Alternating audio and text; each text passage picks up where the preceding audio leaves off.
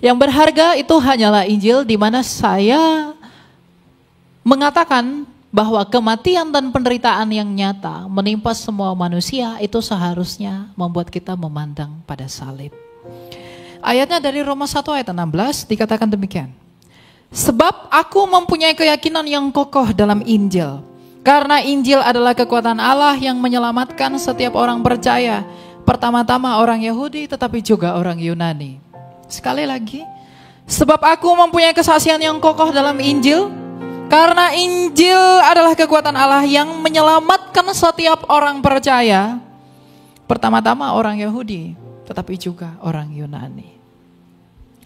Bapak Ibu, kalau tadi pagi kita sudah belajar bagaimana kita sebenarnya merenungkan dan memahami bahwa kita adalah orang yang tak berarti, orang yang tak berguna, orang yang bukan siapa-siapa, yang begitu hina di dalam keberdosaan kita di hadapan keagungan Allah. Tapi meskipun demikian, Ia masih memperhitungkan kita di dalam karya keselamatannya melalui salib. Maka karyanya itulah yang kita sebut Injil. Maka saya mengatakan bahwa yang berharga itu hanyalah Injil. Pertama-tama kita harus mengetahui bahwa firman Tuhan mengatakan langit dan bumi akan berlalu, tetapi firman-Ku tidak akan berlalu. Ketika berbicara tentang Injil, keindahan dan kemuliaan Injil, kemuliaan dan kehebatan Injil, itu lebih berkilauan daripada emas yang berkilauan. Itu lebih kuat daripada kerajaan dimanapun. Dan itu lebih indah daripada keindahan duniawi. Ketika Nabi Yesaya diberi penglihatan oleh Tuhan. Aku adalah orang yang najis bibir. Aku adalah orang berdosa. Maka Ia akan menghanguskan aku ketika aku melihat kemuliaannya. Ketika Musa bertemu dengan Allah, Tuhan berkata, lepaskan kasutmu karena aku kudus dan engkau tidak kudus. Maka ketika Musa bertemu dengan kemuliaan Allah, Musa pun tidak tahan melihat betapa mulianya Dia. Tetapi terlebih-lebih lagi, 2000 tahun lalu kita berhadapan dengan firman Allah yang menjadi manusia. Itulah Kristus. Berbicara tentang Injil, mengapa dia yang begitu berharga? Itu karena di dalam sabda, di dalam firman yang menjadi manusia itu, kita beroleh segala sesuatu. Di dalam inkarnasinya Dia merangkul kemanusiaan kita. Di dalam penderitaannya Dia menanggung penderitaan kita. Di dalam kebangkitannya Ia memulihkan pintu kekekalan bagi kita yang sudah mati di dalam dosa. Jadi satu-satunya yang berharga, satu-satunya yang termahal dari apapun, itu hanyalah Injil Tuhan. Kita merenungkan, kita mengerti bahwa kita bukan siapa-siapa tanpa Tuhan. Tapi satu cara Tuhan untuk membuat kita yang bukan siapa-siapa menjadi sesuatu dan bencana yang berharga di hadapan Allah, itu melalui firman-Nya yang hidup. Injil itu bukan seperangkat aturan. Injil itu juga bukan tentang kode etik. Tapi Injil adalah firman Allah yang menjadi manusia. Tapi apakah Bapak mengerti, Bapak Ibu mengerti, mengapa firman Allah itu harus menjadi manusia? Mengapa Injil itu harus yang paling berharga? Apa yang membuat dan apa argumentasi bahwa Injil itu adalah yang berharga bahkan bagi mereka yang tidak mengenal Kristus? Segala sesuatu yang bernafas dan yang dilahirkan dari perempuan di semesta ini harus mendengarkan Injil yang adalah yang berharga itu, agar ia dilahirkan kembali dari Kristus melalui baptisan. Untuk apa engkau lahir di dunia? Untuk binasa? Tetapi Injil datang agar kamu dilahirkan kembali. Itulah firman Tuhan yang kita baca, bahwa Injil itulah kekuatan Allah. Injil itu telah mati. Berita baik itu telah mati di dalam kematian Kristus. Tapi ia tidak hanya mati, Dia bangkit menginjak-injak kepala maut itu sebagai pemenang, agar kamu juga mengambil bagian di dalam kemenangan Kristus. Maka Injil yang harus diberitakan adalah Injil yang murni, di mana setiap orang berdosa, di mana kesadaran bahwa kita bukanlah orang yang berguna, maka kita menerima kasih karunia-Nya di dalam keagungannya untuk mengenakan Dia sebagai pakaianmu, untuk mengenakan Dia sebagai sesuatu yang paling berharga di hadapanmu. Maka dengan kata lain, itulah kekayaanmu. Dan kalau kita mengerti bahwa Injil itu tidak ternilai, apa yang dituntut dari Injil ini kepada kita? Injil itu menuntut semua orang. Itu menuntut saya, itu menuntut kamu. Kenapa Ia menuntut saya? Mengapa Ia menuntut kamu? Karena Ia di dalam kuasa-Nya itu telah terlebih dahulu melucuti kuasa maut. Adam berpengharapan kepada anak laki-laki yang dijanjikan kepadanya. Ketika manusia pertama jatuh ke dalam dosa, yang Tuhan janjikan bukan agama, yang Tuhan janjikan bukan kepercayaan. Tuhan hanya menjanjikan akan ada seorang anak laki-laki yang akan meremukkan kepala ular, dan ular itu akan meremukkan tumitnya. 2000 tahun lalu ular itu meremukkan tumitnya Yesus dengan menyalibkannya. Tetapi pada saat yang sama, Dia menginjak-injak kepala maut itu melalui kebangkitannya. Berita Injil, keagungan dari Injil itu adalah berita kebangkitan Kristus.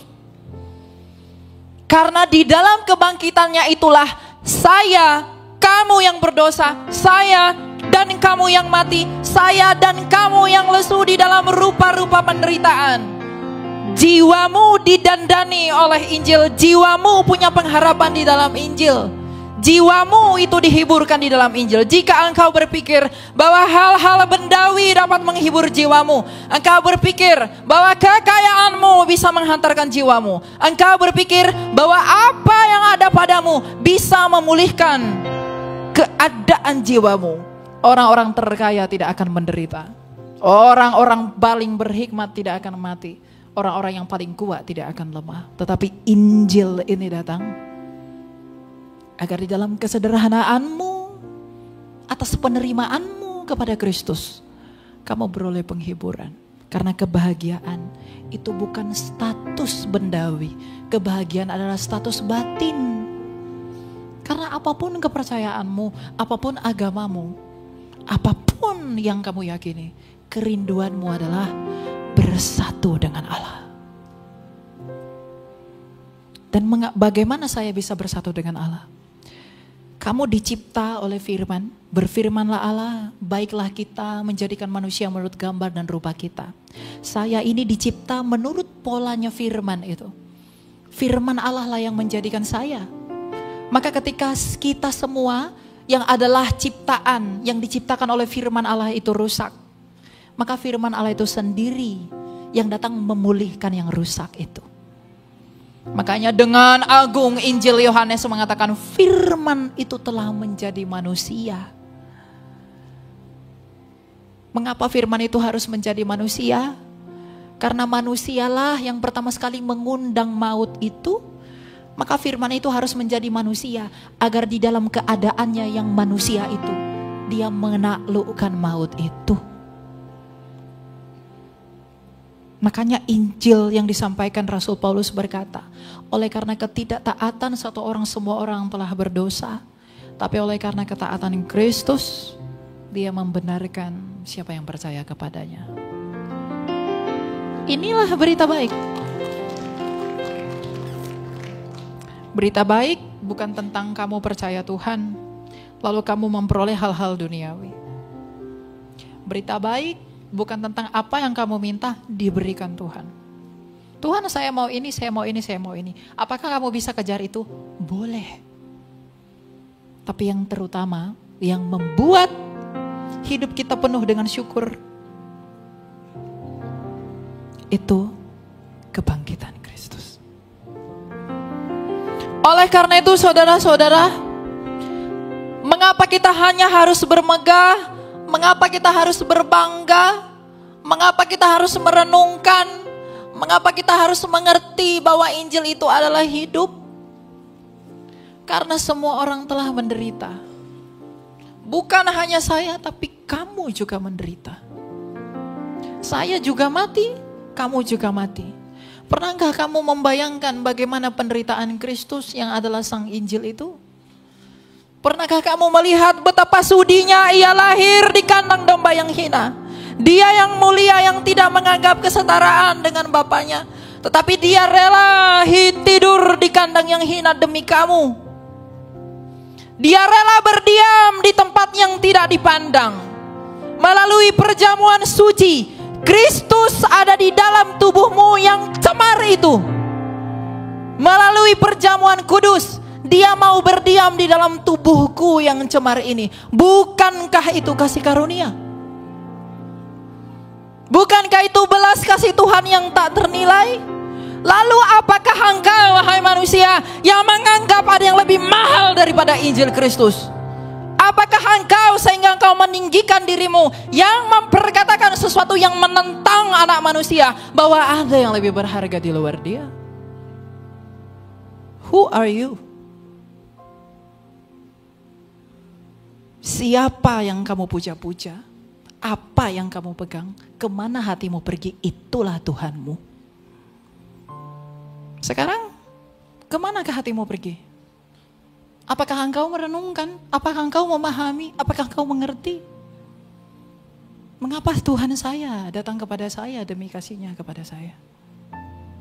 Kalau kita mengerti bahwa salib itu ternyata begitu berharga, di dalam cinta dan kasih-Nya kita dipulihkan, di dalam cinta dan kasih-Nya kita beroleh hidup, di dalam cinta dan kasih-Nya kita dipersatukan dengan karunia-karunia dan misteri di dalam perjamuan kudus, maka tidak ada yang bisa kamu banggakan selain Dia. Maka apa tuntutan dari Injil itu? Kita sudah sadar bahwa Injil itu yang paling berharga. Lalu apa yang dituntut Injil itu di dalam kita? Apa yang ditelusuri oleh Roh Allah di dalam kita? Dalam 1 Korintus 2 dikatakan, tidak ada yang bisa mengerti siapa Allah selain daripada Roh Allah. Tidak ada yang bisa mengerti apa yang ada di dalam kamu selain daripada rohmu. Maka ujilah dirimu sendiri. Lihatlah sejauh mana engkau mencintai Allah. Lihatlah sejauh mana engkau memandang pada salib. Lihatlah sejauh mana engkau sadar bahwa pengorbanan Kristus itu begitu berharga, yang dimana dengan kesadaran itu engkau berbuah, hidup, dan tinggal di dalam ketetapannya. Ujilah dirimu. Bagaimana perbuatanmu yang baik itu? Dari manakah asalnya itu? Dari manakah kedatangannya itu? Apakah yang memunculkan itu? Apakah engkau pikir, apakah saya pikir dengan percaya kepada Yesus, saya percaya lalu saya bebas melakukan hal-hal yang jahat. Saya bebas melakukan hal-hal yang tidak pantas di hadapan Tuhan karena saya memperoleh pengampunan. Injil menuntut kamu untuk bertobat. Injil menuntut kamu untuk metanoia, kembali kepada jalan Kristus. Kalau kita dulu berpikir hal-hal yang duniawi, bukan berarti kamu meninggalkan dunia, kamu pergi ke Pluto. Kamu tetap di dunia. Tapi kerajaan itu, cinta yang dari roh, itu menyatukan kamu dengan hikmat ilahi. Agar kemanapun kamu pergi, siapapun yang menjadi temanmu, apapun yang menjadi sandaranmu, itu semuanya berdiri di dalam Kristus. Untuk itulah Injil itulah yang berharga. Pernahkah engkau menangis karena mengaku dosamu? Atau engkau hanya menangis karena meminta sesuatu? Pernahkah kau melihat betapa sebenarnya kita hanya minum dari air yang mengalir dari kaki Kristus? Pernahkah engkau membayangkan bagaimana tancapan paku yang ada di tangannya? Pernahkah engkau membayangkan bagaimana dalamnya mahkota itu? Pernahkah engkau membayangkan betapa dalamnya lambungnya yang tertikam itu? Barang siapa yang memandang rendah pengorbanan ini, dia akan binasa dalam kebodohannya. Mungkin ada orang, siapapun yang mendengarkan ini, dia akan mengatakan itu adalah kebodohan. Tapi Rasul Paulus mengatakan, pemberitaan Injil adalah kebodohan bagi mereka yang mau binasa. Bekerjalah, berbisnislah. Lakukanlah semua pekerjaanmu, melayanilah. Oleh karena cintamu kepada Kristus. Lakukan semuanya karena cinta sama Dia. Lihat bagaimana Dia telah berkorban. Lihat bagaimana Dia telah melakukan segala sesuatu yang baik bagimu. Apakah yang kita lakukan? Apa yang kita balaskan? Kebaikannya Dia yang tak berdosa menjadi berdosa. Apa yang kita lakukan membalas itu? Bukankah kita membalas kebaikannya dengan dosa? Bukankah kita membalas kejujurannya dengan tipuan? Bukankah kita membalas pengorbanannya dengan melupakan Dia? Bukankah kita membalas kasihnya itu dengan durhaka pada hukumnya? Ini bukan teguran buatmu, teguran juga buat saya. Saya mengatakan ini bukan karena saya sempurna di hadapan Allah, saya yang paling berdosa. Tapi agar di dalam dosa ini, di dalam pengakuan kita orang berdosa, kita semakin bersyukur karena merenungkan kasih karunia Allah yang tak terbatas itu. Dosa kita memang begitu besar, tapi kesabaran Allah lebih besar. Tapi Rasul Paulus memperingatkan semua orang, jangan permainkan Allah. Injil ini menuntut agar pikiranmu berubah arah. Kita berubah arah dari pikiran-pikiran yang sia-sia, hikmat dan filsafat yang bodoh, itu kepada pikiran-pikiran Kristus. Ketika Kristus mengatakan kasihilah Allahmu, kasihilah sesamamu, kasihilah musuhmu. Dunia ini memandang itu sebagai hikmat yang bodoh. Tapi jika engkau di dalam persekutuan dengan Allah, di dalam engkau ada roh Allah, maka roh Allah itulah yang memampukan kamu untuk bisa mengerti hukum-hukum itu. Karena dalam Yohanes 8 ayat 23 dia berkata, aku dari atas, kamu dari bawah. Aku bukan dari dunia ini, kamu dari dunia ini. Jadi kalau kita, impian kita adalah bersatu dengan Dia yang tidak di dunia ini, maka hiduplah sebagaimana yang Kristus kehendaki. Hiduplah di dalam kasih. Kasih itu tidak menutupi dosa. Tapi kasih itu memberitahu dosa. Kasihmu kepada Allah itu membuat engkau taat sama Dia. Jadi kalau kita hari-hari ini sedang nyaman di dalam dosa, keluar. Itulah yang Injil ini tuntut dari semua dari kita. Jika engkau masih membanggakan apa yang engkau pakai, jika engkau membanggakan apa yang kamu pegang, bertobat. Karena pikiranmu duniawi dan sia-sia. Engkau berani meminta. Engkau berani memperkatakan hal-hal yang berusaha merayu Dia. Engkau berani memohon. Engkau berani mengemis kepada Kristus.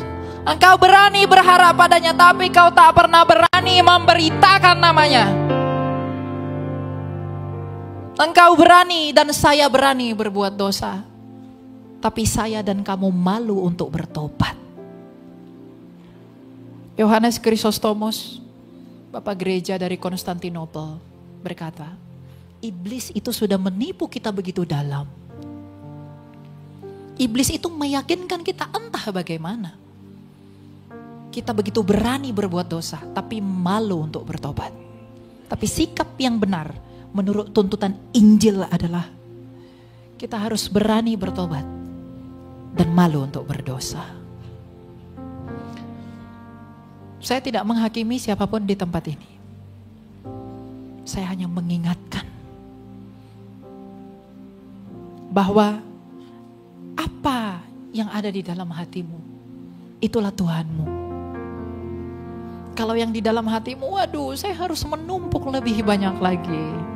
Saya harus berbuat lebih besar lagi agar saya dipuji manusia, agar saya diagungkan manusia, agar saya tidak kalah saing. Itulah Tuhanmu.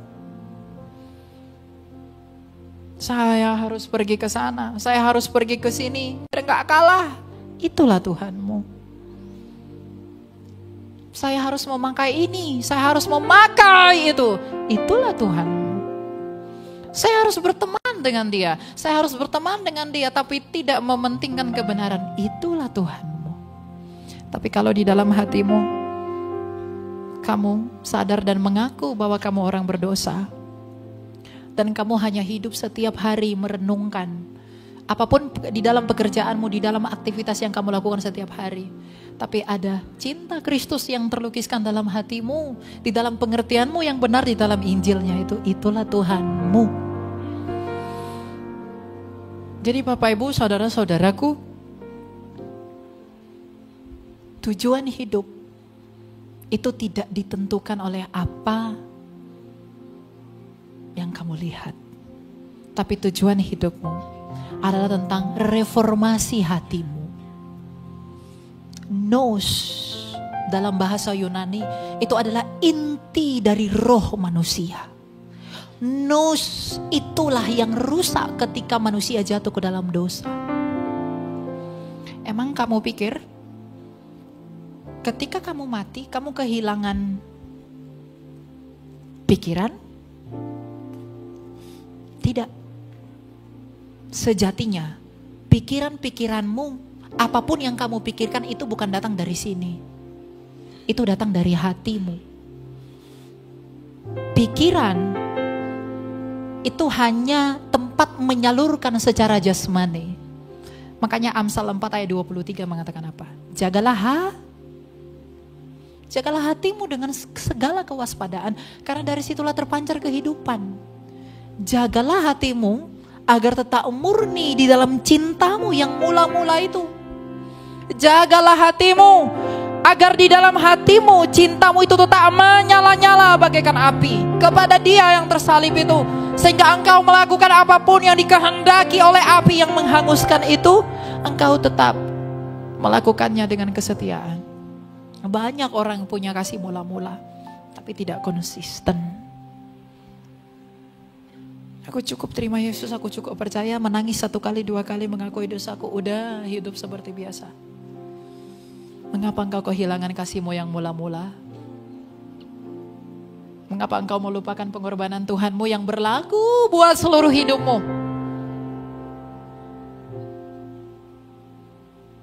Siapakah engkau, siapakah saya, Elia yang tak berguna ini di hadapan Allah? Kalau bukan karena kasih karunia-Nya, saya tidak bisa berdiri di tempat ini dan kamu tidak bisa duduk di sana. Orang bisa kaya, orang bisa punya banyak duit, orang bisa pinter, orang bisa hebat. Tapi kalau tanpa perizinan Tuhan, ia tak bisa menikmati semuanya itu.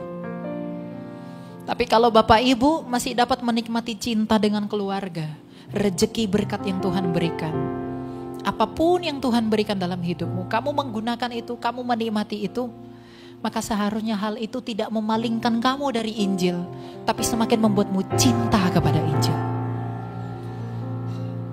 Banyak orang yang minta sesuatu dari Tuhan setelah diberikan, lupa bukan?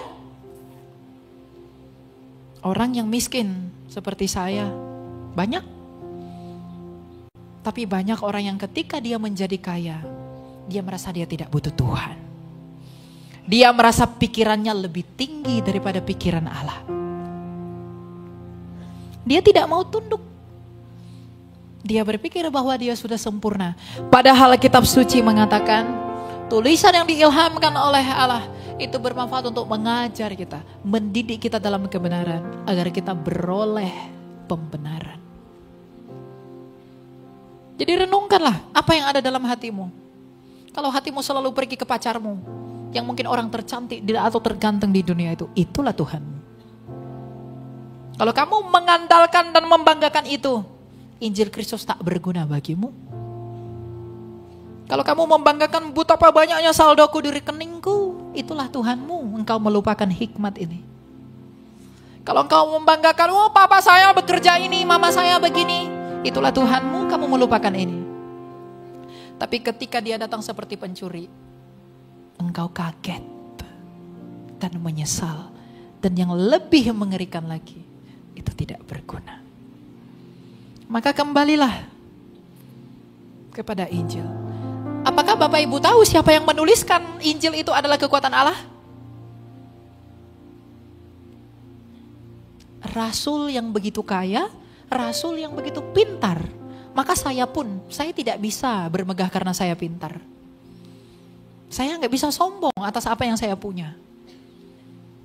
Tapi saya bisa bermegah. Karena saya percaya kepada Injil yang adalah kekuatan Allah, bukan kekuatan manusia.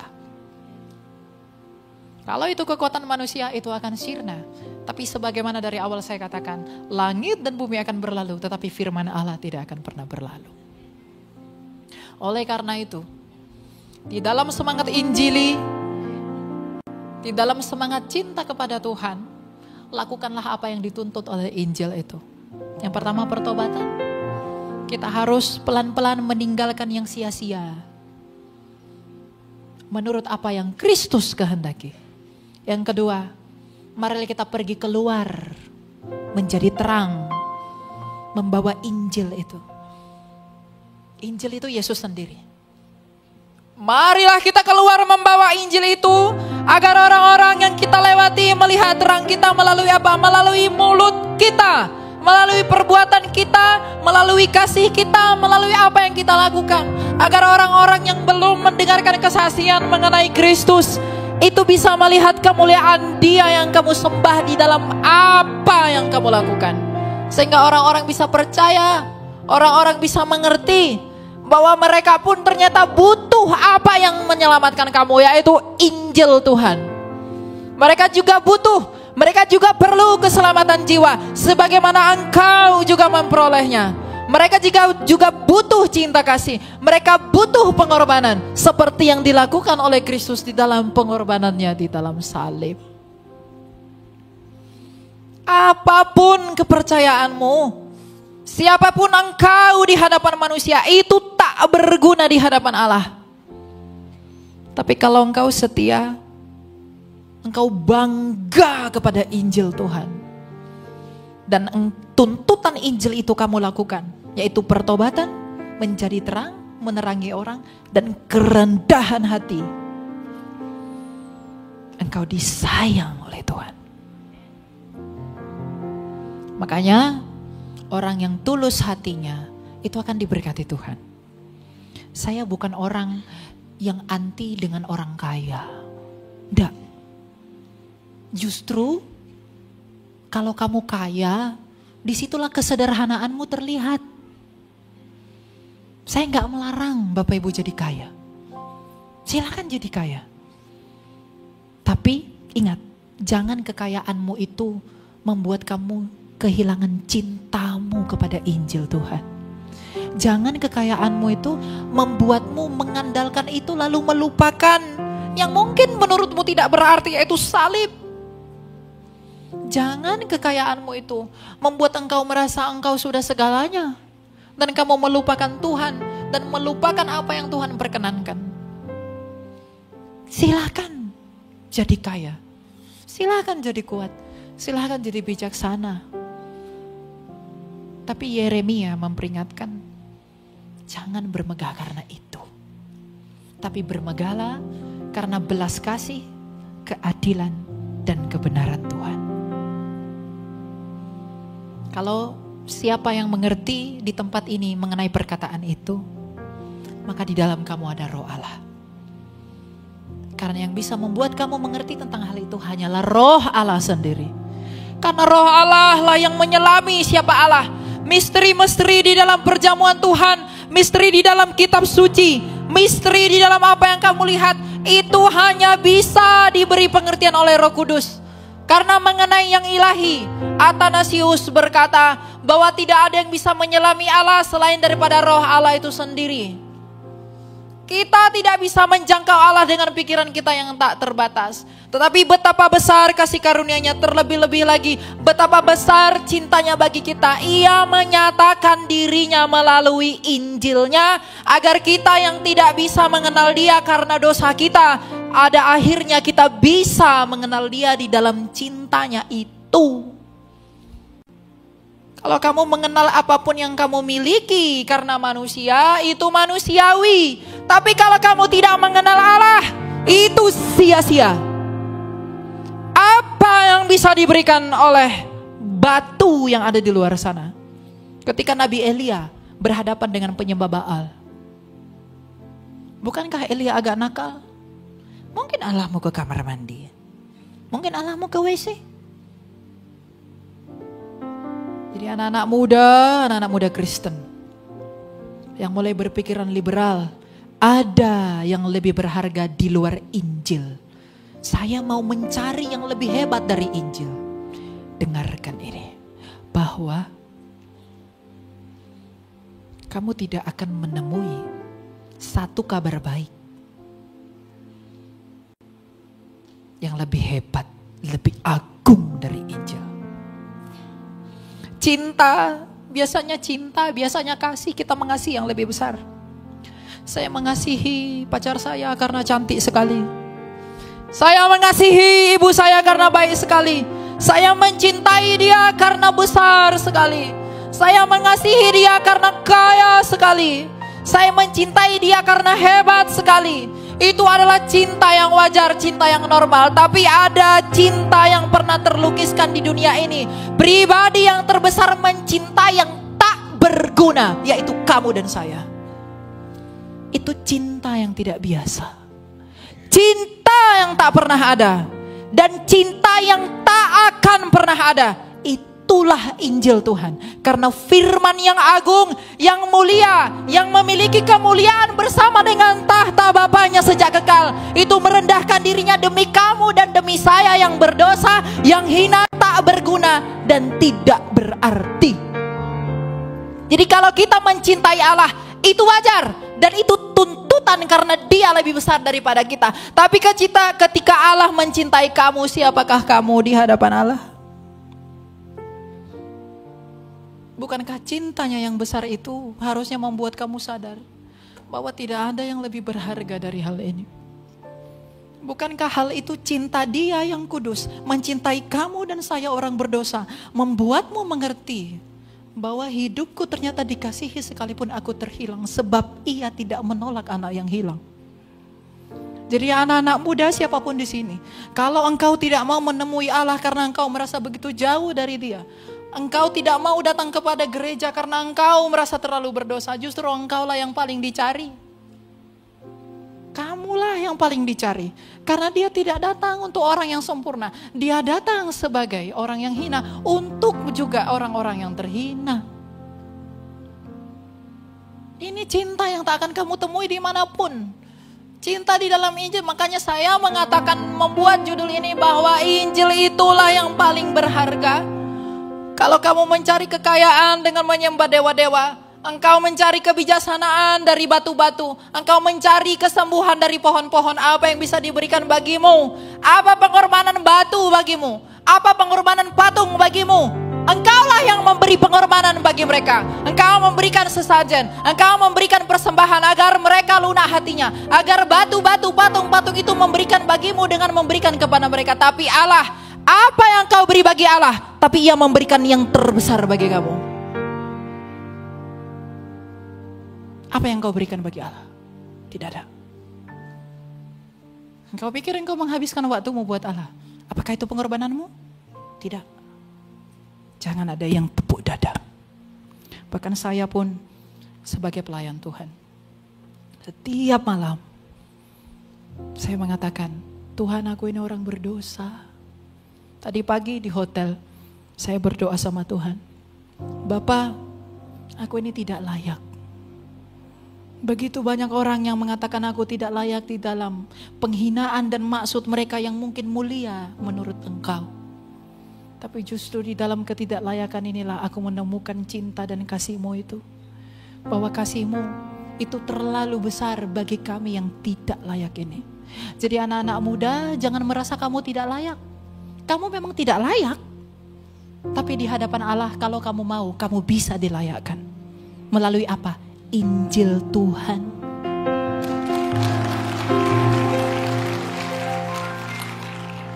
Kamu tidak bisa menemui di luar dari Kristus yang bisa melayakkan kamu.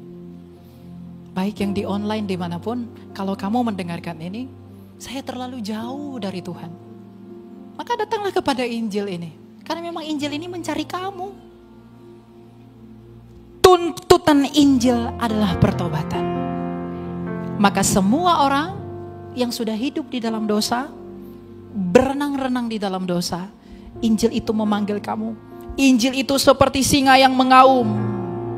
Dia mengaum-ngaum di tengah padang belantara.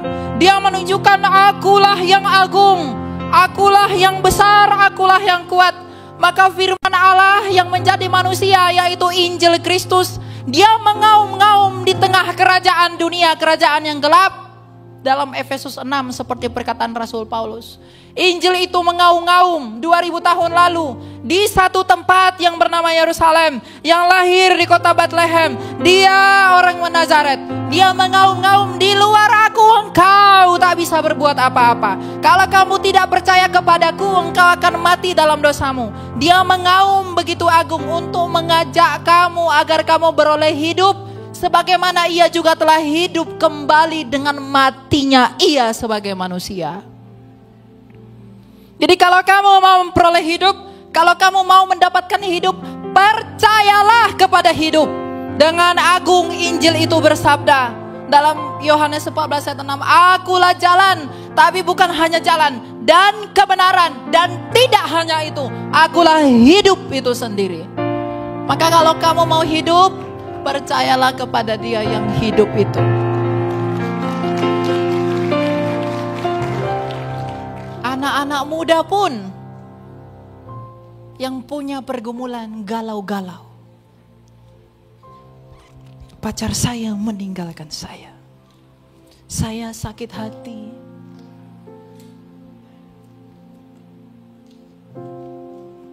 Kalau kamu sakit hati, bukankah Kristus lebih layak sakit hati kepadamu? Karena kamu lebih mementingkan orang lain daripada Dia? Semua orang punya pergumulan, bukan? Semua orang punya penderitaan. Anak muda punya penderitaan. Kamu tak akan menemukan kebahagiaan kalau kamu mencari yang lain. Kamu tidak akan menemukan kebahagiaan oleh benda-benda. Mau HP-mu merek apapun, mau mobilmu secanggih apapun, itu bisa mogok. Mau rumahmu segede apapun, datang banjir, hangus. Tapi kalau kamu menderita, kamu tidak bahagia, itu masalah jiwa. Maka datanglah kepada Roh yang memulihkan jiwamu, yaitu Roh Kudus. Roh Kudus yang memulihkan jiwamu, Roh Kudus yang memperbaiki batinmu. Maka buktikanlah bahwa nous, inti dari rohmu itu belum rusak total. Tetapi engkau di dalam cinta, melalui karunia-karunia Allah, engkau perlahan sedikit demi sedikit berjuang melawan dagingmu. Engkau sedikit berjuang melawan apa yang mengikat kamu. Hingga pada akhirnya Tuhan sendiri yang akan turun tangan untuk menguatkan kamu karena hatimu mau sungguh-sungguh bertobat. Enggak ada orang yang bertobat sempurna tuh, enggak ada. Enggak ada. Tetapi kalau hatimu selalu mencintai Tuhan dengan mengarahkan pikiranmu kepada pikiran-pikiran Injil, yaitu ingin berubah dari kegelapan menuju terang, Tuhan yang akan memampukan kamu. Masalahnya, apakah kamu punya niat, apakah kamu punya kemauan, apakah saya punya niat, apakah saya punya kemauan untuk datang kepada kebenaran Tuhan itu, untuk datang kepada kehendak Tuhan itu. Para suami mendatangi istrinya karena begitu mencintai istrinya. Ketika istrinya meminta, saya mau baju baru. Suaminya bilang, oke sayangku, ku belikan. Ketika pacarnya berkata, aku mau tas baru, oke sayangku, aku akan lakukan. Engkau melakukan hal-hal yang orang cintai kamu mau. Berikan untuknya. Orang-orang yang kamu cintai, begitu kamu cintai, engkau melakukan apapun yang dia mau. Anak-anak muda yang di sosial media, mereka melakukan bukti cinta, membeli semua kemauan cinta sang yang tercinta, memenuhi keinginan pacarnya, memenuhi keinginan orang tuanya, memenuhi keinginan semua yang ada padanya. Bahkan ia rela menjual-jual banyak hal demi cintanya. Tapi apakah pernah engkau melakukan itu bagi Kristus? Apakah engkau pernah melakukan itu bagi Yesus? Apakah engkau pernah melakukan itu bagi Allah? Apakah engkau berpikir bahwa pengorbanannya di kayu salib itu lebih rendah daripada pengorbanan pacarmu? Apakah engkau berpikir bahwa itu lebih kecil daripada pengorbanan manusia? Apa yang ada dalam hatimu, itulah Tuhanmu. Jangan melecehkan, jangan merendahkan Kristus. Karena dia sudah pernah direndahkan, bukan karena dia yang rendah. Injil itu dengan agung berkata, siapakah di antara kamu yang bisa membuktikan aku berdosa? Orang Farisi yang paling picik dan suka menghakimi tidak bisa membuktikan Yesus berdosa. Artinya dia tidak berdosa. Tapi dia harus mengalami penghinaan itu bukan karena dosanya, tapi karena dosa saya yang teramat besar dan dosa kamu juga. Itu cinta yang tidak biasa. Makanya saya beri judul, yang berharga itu hanyalah Injil Kristus.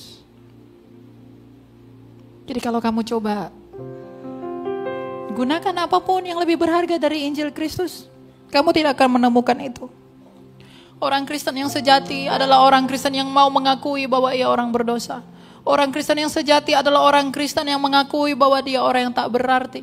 Orang Kristen sejati, orang Kristen, orang yang mau mengatakan bahwa dia bukanlah apa-apa tanpa Tuhan. Tapi pada waktu yang sama, di dalam cara yang sama, Allah begitu mengasihi dia sehingga tangannya yang panjang, yang tak ternilai itu menjangkau kamu di dalam kemanusiaan dari firman yang hidup. Yang itulah Yesus.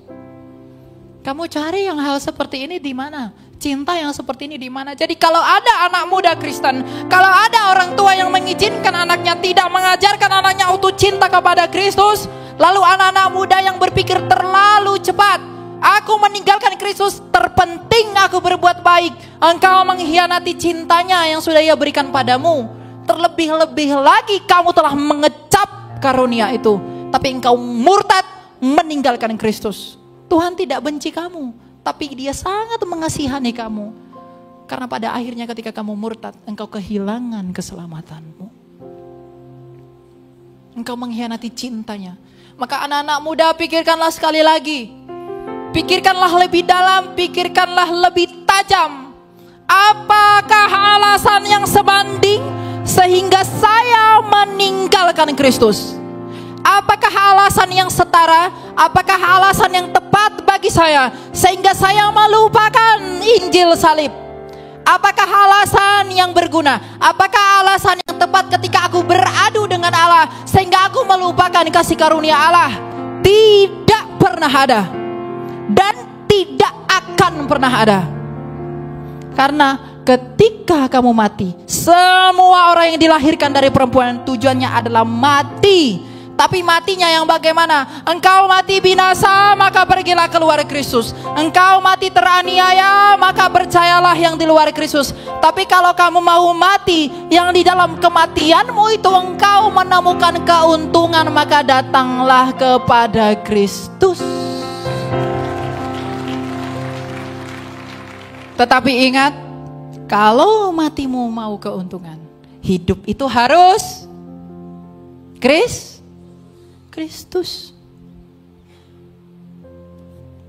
Jadi bertobatlah. Mari kita meninggalkan dosa-dosa kita.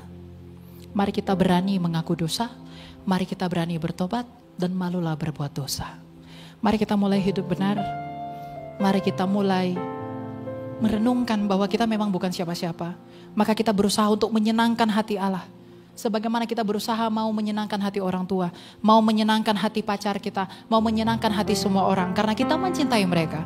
Tapi sekarang cintailah Allah agar engkau melakukan apa yang Tuhan mau, agar engkau melakukan apa yang Dia yang kamu cintai mau, yaitu mengasihi Allah dengan mau taat kepada perintahnya, tunduk kepada kemauannya, kemudian mengasihi manusia dengan menginjili mereka.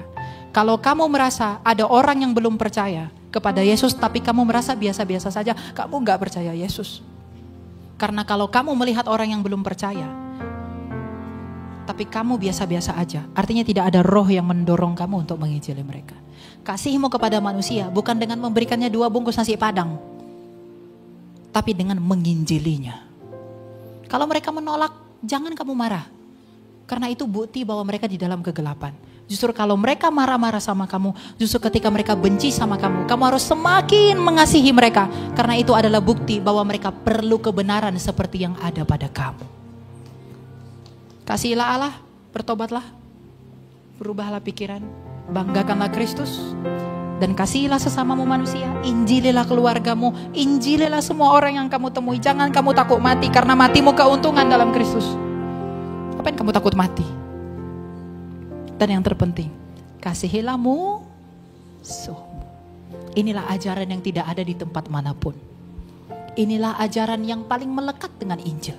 Karena tanpa ini engkau tidak bisa hidup. Oleh karena itu sebagai penutup, saya mengatakan cinta kepada Allah adalah cinta kepada manusia. Kegagalan mengasihi manusia adalah kegagalan mengasihi Allah. Hiduplah di dalam Injil, berbanggalah, bertekunlah. Karena Allah itu besar, Allah itu baik, dan yang Ia kehendaki adalah kita semua diselamatkan.